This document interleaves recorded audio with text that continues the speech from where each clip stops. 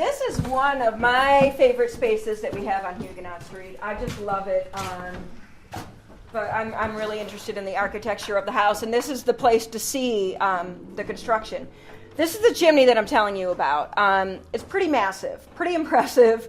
You can imagine if you have a fire going down there 365 days out of the year. This is very warm up here. It's also probably pretty dried out, which makes it a good working space, but also a good storage space for your grains and things like that. Textiles, which may be more susceptible to moisture issues. And given the size of this attic space, it's a really good workspace. It's huge. So this would have been an entirely open floor space. You might notice, too, you can see the nails sort of poking out. That's intentional.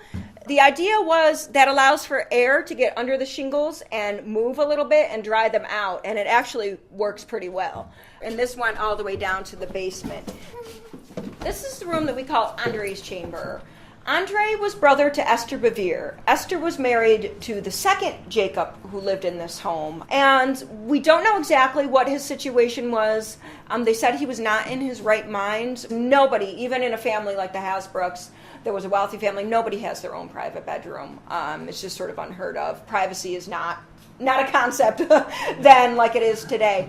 His sphere, though, probably didn't expand much beyond this room here. He also would have had a full-time caretaker in here with him. Likely one of the enslaved Africans that lived within the house would have been here with him.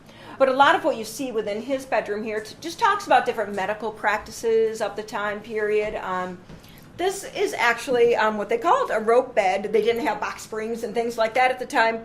After a few days, the ropes would start stretching out from the weight of your body, so they would really need to tighten them up.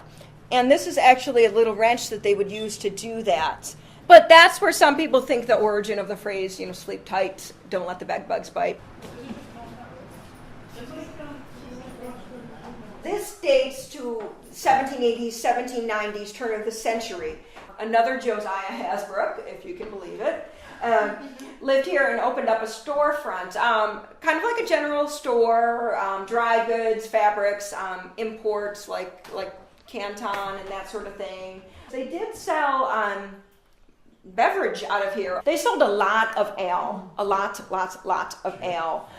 They didn't sell a lot of wine, though they were responsible for bringing some of the grape varieties to the Hudson Valley, so we have them to thank for that, but they didn't actually make a lot of wine and sell it out of here. But we know that there was a meeting place for the members of the community, and primarily male members of the community.